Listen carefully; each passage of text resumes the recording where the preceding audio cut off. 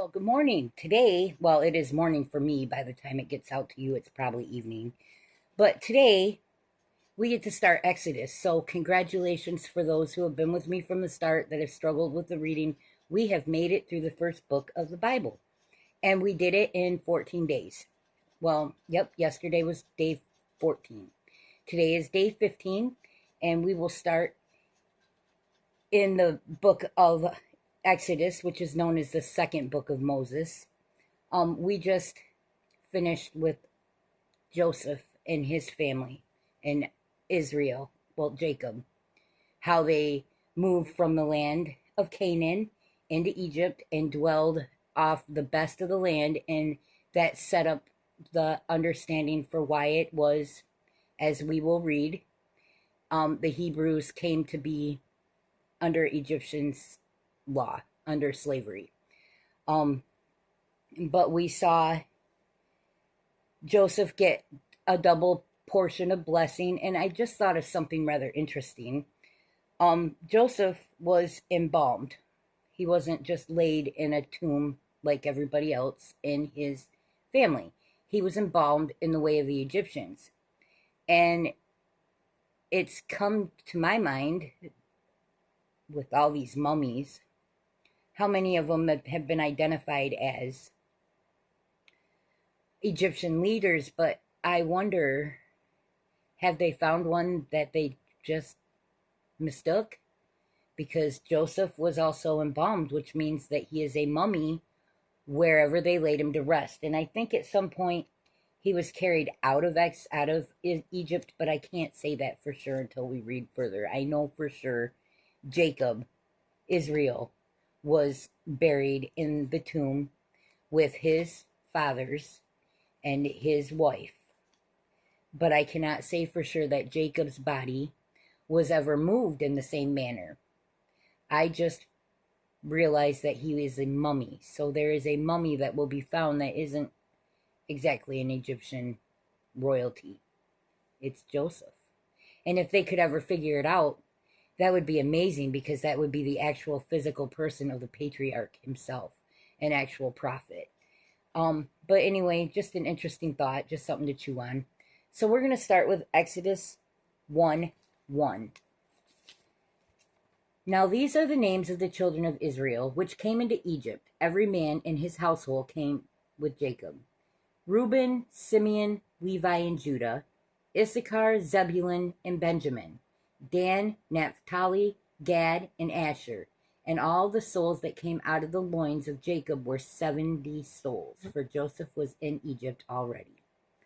And Joseph died, and all his brethren, and all that generation. And the children of Israel were fruitful, and increased abundantly, and multiplied, and waxed exceedingly mighty, and the land was filled with them. Now there arose up a new king over Egypt, which knew not Joseph. And he said unto his people, Behold, the people of the children of Israel are more and are mightier than we. Come on, let us deal wisely with them, lest they multiply, and it come to pass that when there falleth out any war, they join also unto our enemies and fight against us, and so get them up out of the land. Therefore they did set over them taskmakers, to afflict them with their burdens. And they built for Pharaoh treasure cities, Pithom and Ramses. And I'm going to stop here because Ramses is an Egyptian name that comes up in the Exodus story, and they found a mummy of Ramses the Third. But there's a video that I found that I'm going to share probably today or tomorrow from Bible Expedition, that they have the mummies, and they looked into Ramses, and then they followed the timeline of a couple more mummies that they have, and they looked at the timelines. And one of the things to remember about the Pharaoh of the Exodus is that his firstborn was taken in the plague, and that he reigned for at least 40 years before he was embalmed. And so you have to look at those aspects when you look at the mummies that you're questioning. And Ramses is the one that they push as the Exodus mummy, but he didn't his son wasn't the first. He was a firstborn son. His son that took over was a firstborn son. He wouldn't be alive to take over if he was the Exodus mummy. He would have lost his firstborn son. You go back about 480 years, and there is a man, one that is embalmed that it fits. He was there for 40 years as a mummy or as a leader before this happened, which Ramses was not. He was only there for a few years. And he lost his firstborn son. So the Pharaoh that took over after him was actually his lastborn, least likely to inherit. And it's in the historical records that are not biblical. It's in physical history written down for people, his story. And so it brings a reality that this very well could be the real Pharaoh, and here's his body still preserved for what it's worth for us to be able to see and touch. And if he's there, then Joseph's there. But now we're back to that same thought again. But I just want to point out that even though Ramses' name comes up, this is Ramses the First. The Ramses that they put as the Exodus mummy is Ramses the Third. And he has a firstborn son take over for him, and he does not reign for 40 years before the plagues happen. So that's just important, and I will be sharing that video today or tomorrow. It's by Expedition Bible, and it's called The Exodus Mummies, and it's worth looking at because it really makes you think. But now I'll get back to where I was at, and I left off in I'll reread verse 11. Therefore, they did set over them taskmakers to afflict them with their burdens, and they built for Pharaoh treasure cities, Pithom and Ramses. But the more they afflicted him, the more they multiplied and grew. And they were grieved because of the children of Israel. And the Egyptians made the children of Israel to serve with rigor. And they made their lives bitter with hard bondage in mortar and in brick, and in all manner of service in the field, all their service, wherein they made them serve was with vigor. So they didn't even, it wasn't at a comfortable pace. If you move quickly, do it now. And they were not, they were brutal. And we'll figure this out here. We'll know this. So, and the king of Egypt spake to the Hebrew midwives, of which the name of one was Siphrah, and the name of the other Puah. And he said, when ye do the office of a midwife to the Hebrew women, and see them upon the stools, if it be a son, then ye shall kill him.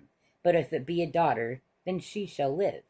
But the midwives feared God, and they did not as the king of Egypt commanded them, but saved the men children alive. And the king of Egypt called for the midwives, and said unto them, why have ye done this thing, and have saved the men children alive? And the midwives said unto Pharaoh, because the Hebrew women are not as the Egyptian women, for they are lively, and they are delivered ere the midwives come into them. Therefore God dwelt well with the midwives, and the people multiplied and waxed very mightily. And it came to pass, because the midwives feared God, that he made them houses. And Pharaoh charged all his people, saying, every son that is born ye shall cast into the river, and every daughter ye shall save alive. And there went a man of the house of Levi, and took a wife, a daughter of Levi. And the woman conceived and bare a son. And when she saw him, that he was a goodly child, she hid him 3 months.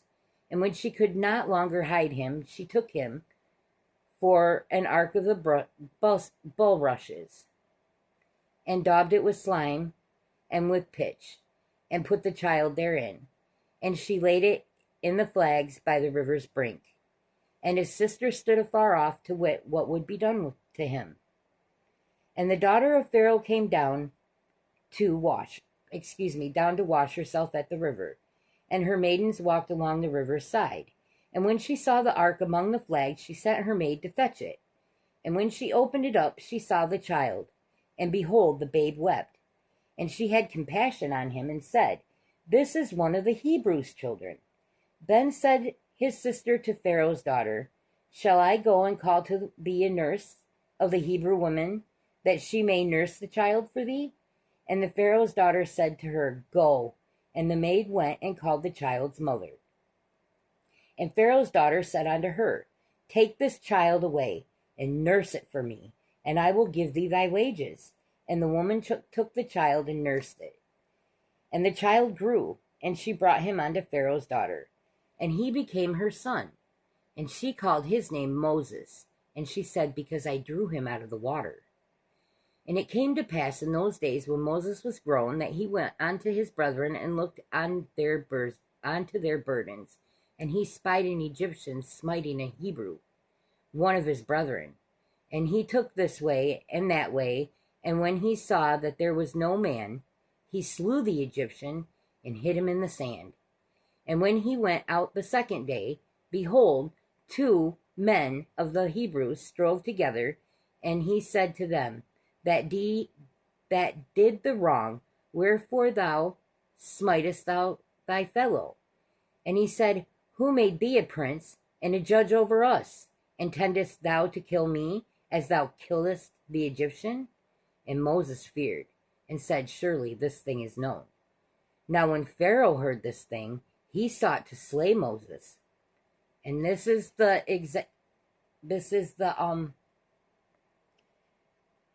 father of the Pharaoh from the Exodus story. So this is the Pharaoh that comes just before the actual Pharaoh.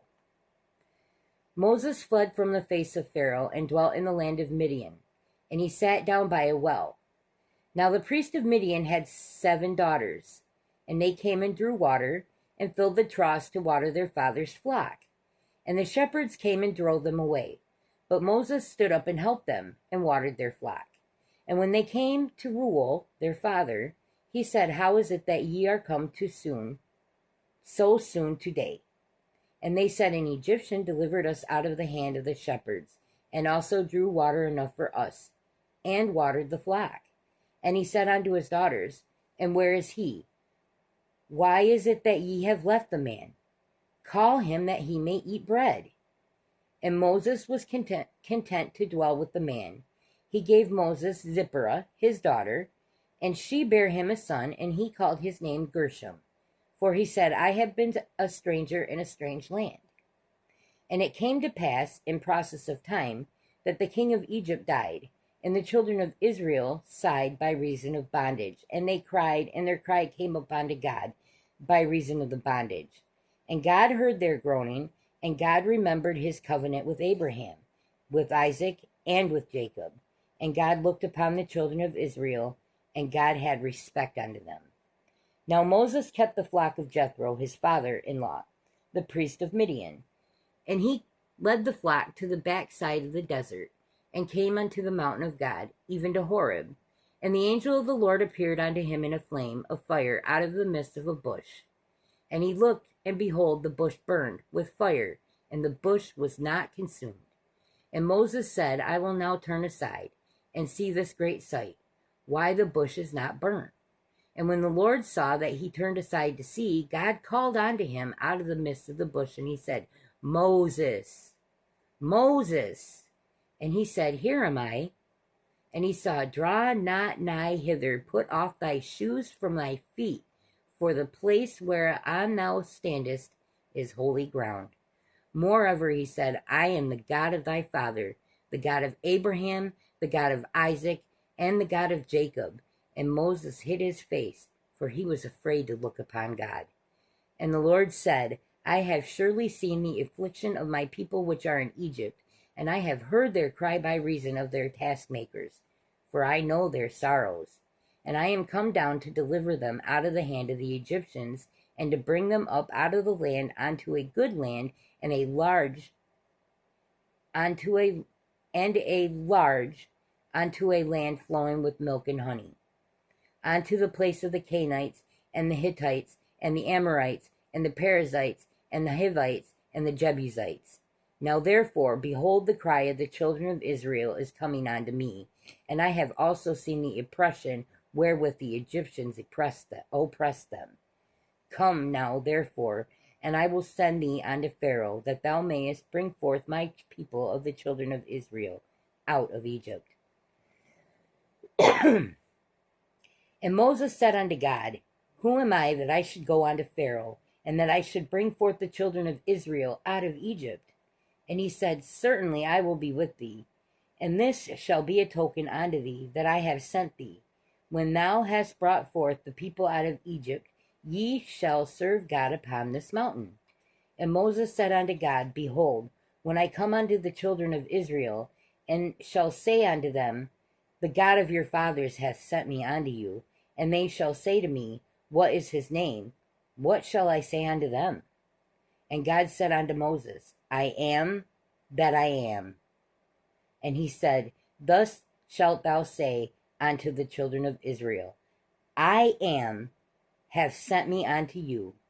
And God said moreover unto Moses, Thus shalt thou say unto the children of Israel, The Lord God of your fathers, the God of Abraham, the God of Isaac, and the God of Jacob, hath sent me unto you.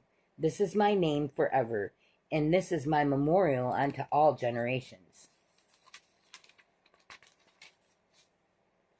Go and gather the elders of Israel together, and say unto them, The Lord God of your fathers, the God of Abraham, of Isaac, and of Jacob, appeared unto me, saying, I have surely visited you, and seen that which is done to you in Egypt.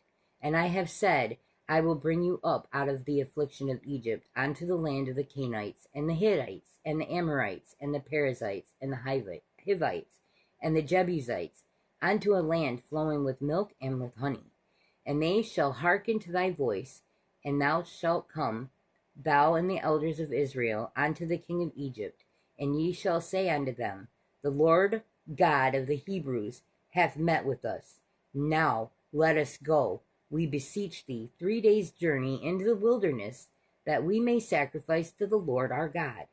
And I am sure that the king of Egypt will not let you go, no, not by a mighty hand. And I will stretch out my hand, and I will smite Egypt with all my wonders, which I will do in the midst thereof. And after that he will let you go. And I will give this people favor in the sight of the Egyptians. And it shall come to pass that when ye go, ye shall not go empty, but every woman should borrow of her neighbor, and of her that sojourneth in her house, jewels of silver, and jewels of gold, and raiment, and ye shall put them upon your sons, and upon your daughters, and ye shall spoil the Egyptians. And Moses answered and said, But behold, they will not believe me, nor hearken unto my voice. For they will say, The Lord hath not appeared unto thee. And the Lord said unto him, What is that in thine hand? And he said, A rod. And he said, Cast it on the ground. And he cast it on the ground, and it became a serpent. And Moses fled from before it. And the Lord said unto Moses, Put forth thine hand, and take it by the tail.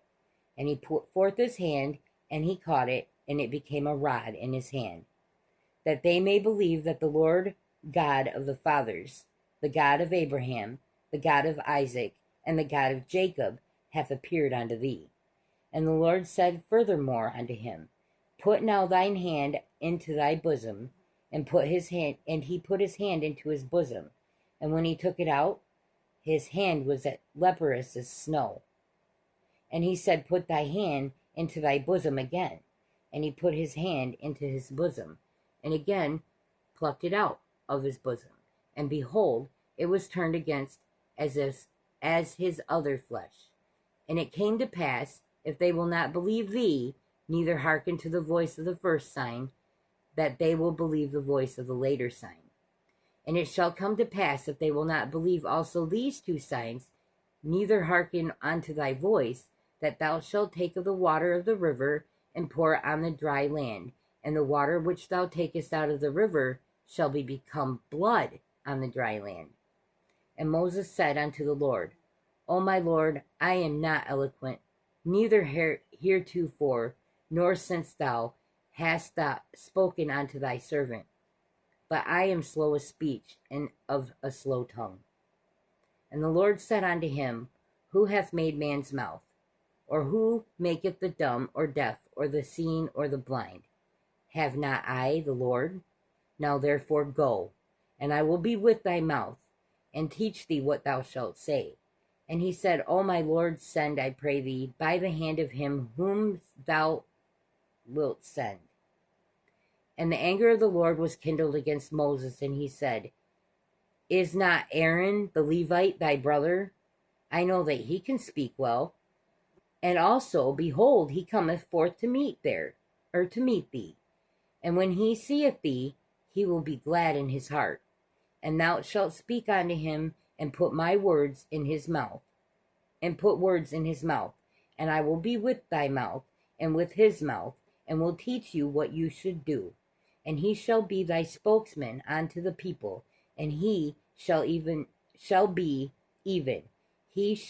to thee instead of a mouth, and thou shalt be to him instead of God. And thou shalt take this rod in thine hand, wherewith thou shalt do signs. And Moses went and returned to Jethro his father-in-law, and said unto him, Let me go, I pray thee, and return unto my brethren, which are in Egypt, and see whether they yet be alive. And Jethro said to Moses, Go in peace.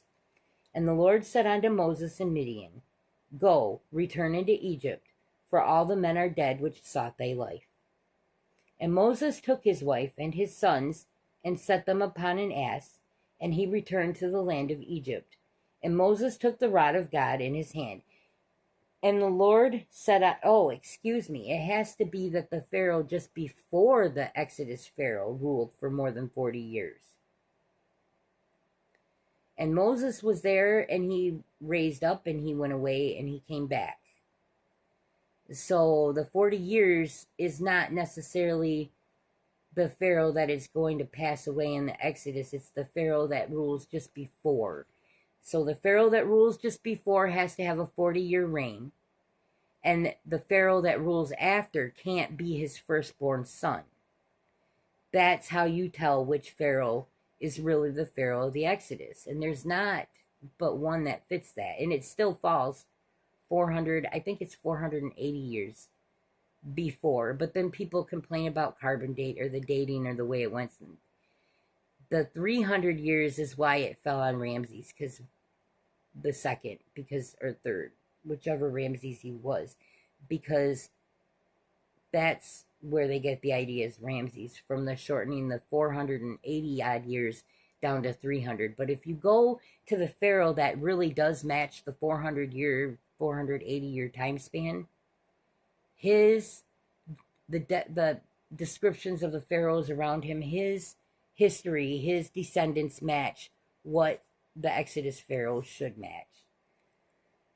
Okay, so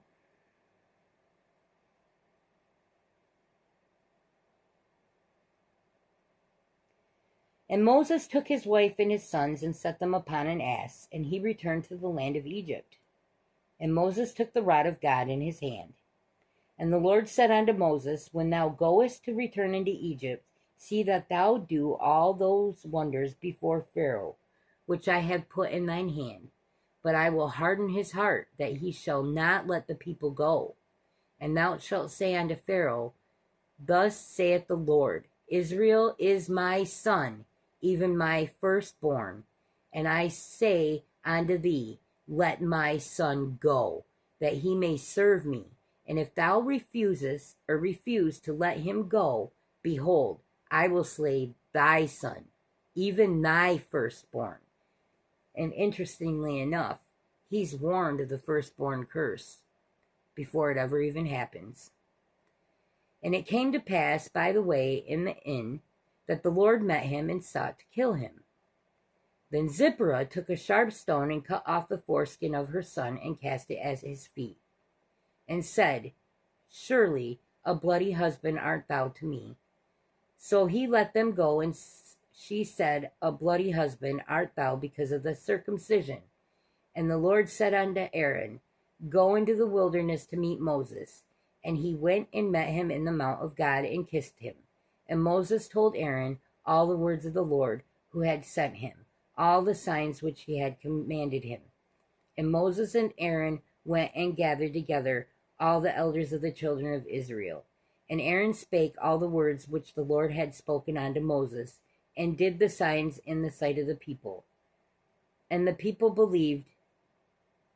And when they heard that the Lord had visited the children of Israel, and that he had not looked upon their affliction, then they bowed their heads and worshipped. So there's a little bit of something here that is missing from the story of Zipporah. And this is the end of our reading for today, but before I go, I'm going to fill in the blank. God commanded Moses to circumcise his household, just the same that he commanded Abraham to circumcise his household.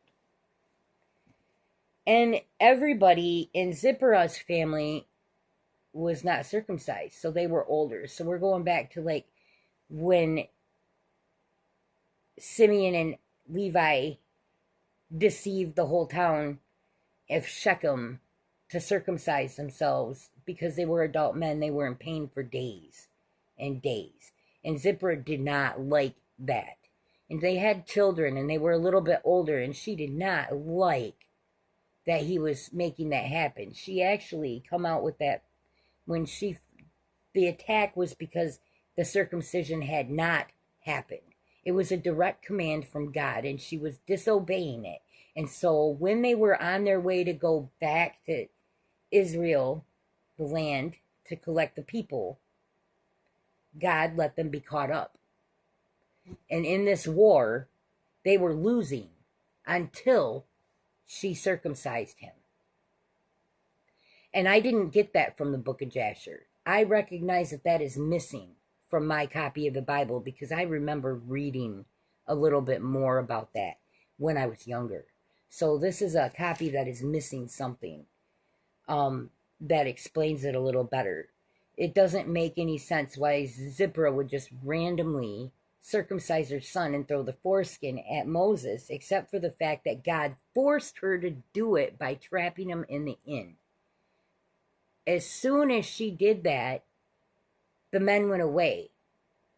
It wasn't even enemies. If I'm not mistaken, it was angels pursuing them for not doing what was told. I'm not even 100% sure why I remember all this because these are coming from churches from when I was a little girl. But that has been missing, and every time I read this copy of the Bible, and it's a King James Version, see, every time I read this copy, there are a couple places that I notice gaps. And I'll speak of them when I come to them because I just feel it's important that everybody should know every part of the Bible. There is a reason why it says don't remove anything. There's a reason. And the curse with it is that you will be subtracted from the tree of life. And the curse of adding to it is to be added onto in the plagues of life and still be subtracted from the tree of life. So I take that very seriously when I've learned something and I know it to be true, and it's true in my heart. I said it the other day in one of my videos. I don't know my introduction, my little bit too late introduction. I do not know why, and I do not know how. But when it's a truth of God, the Spirit confirms it, and it's almost like you are remembering something that you just forgot. It's really interesting. But on that note, you guys, we have started into the story of Moses. And so God bless you and have a great day.